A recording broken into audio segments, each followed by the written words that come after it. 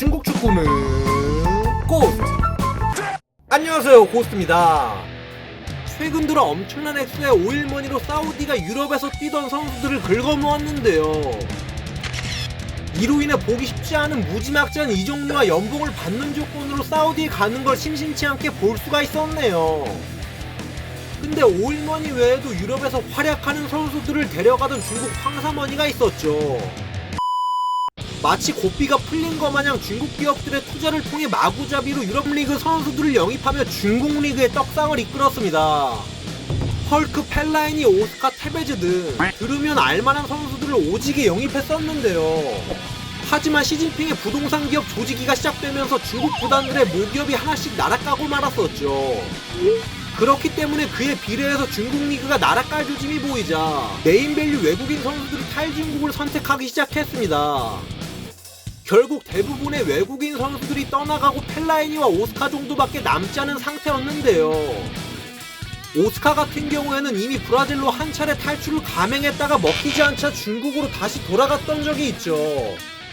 계약 기간이 남았음에도 불구하고 계약 해지를 통해 이적료 없이 탈출하려다 실패했었는데 좀 말이 안 되는 시도긴 했습니다. 뭐 그래도 복귀해서 상하이 하이강 핵심 멤버로 뛰면서 30경기에서 24개의 공격 포인트나 기록하며 14억의 희망 우리와 이번 시즌 리그 우승컵을 들어올릴 수가 있었네요.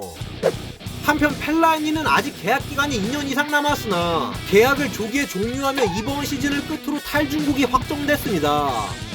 물론 적지 않은 나이지만 산둥 타이산의 핵심 뚝배기였기 때문에 계약 기간을 꽉 채울 것으로 봤는데 탈출에 성공하게 됐네요. 산둥에서 리그 우승과 함께 FA컵 3연패라는 우승 커리어를 달성해 할 거 다 하고 떠나는 펠라인인데요. 이번 시즌에도 준우승을 해서 나름 유종의 미를 거뒀네요.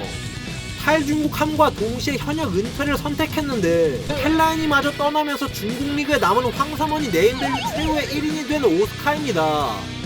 이야, 중국 리그에서 2017 시즌부터 뛰었던지라 첼시를 떠난 지 벌써 7년이나 됐네요. 중국 언론에서는 유명 외국인 선수들이 거의 전멸하면서 리그 경쟁력이 떨어지는 걸 상당히 우려하고 있습니다. 오스카 있고 없고의 차이가 엄청난 상하이 하이강이기에 펠라이니처럼 순순히 보내줄 가능성이 높지가 않은데요. 계약 기간이 딱 내년까지라 내년을 마지막으로 중국을 떠날 게 확실한 오스카가 과연 어디로 갈지 굉장히 궁금하네요. 자, 지금까지 황사머니 최후의 1인에 대해 한번 말해봤습니다. 재미있게 보셨다면 좋아요 한 번씩 부탁드립니다. 감사합니다.